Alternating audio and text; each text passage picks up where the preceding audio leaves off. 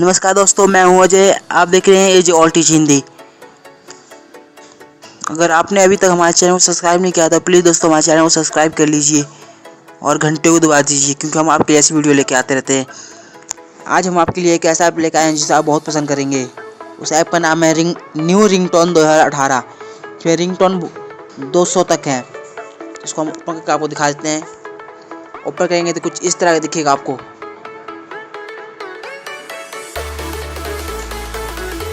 यहाँ से आप प्ले कर सकते हैं।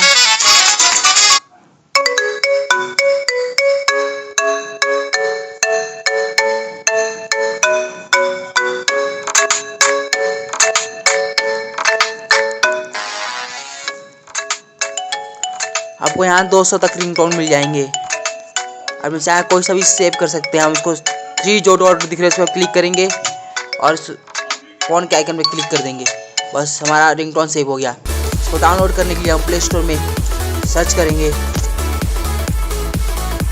न्यू रिंगटोन 2018, जो मैंने इसको पहले से डाउनलोड कर रखा हुआ है। 1 मिलियन की डाउनलोडिंग है, 4.2 की रेटिंग है। और आप नीचे कुछ देख सकते हैं, ऐसे इंटरफेस है जो फोटो दिखेंगे।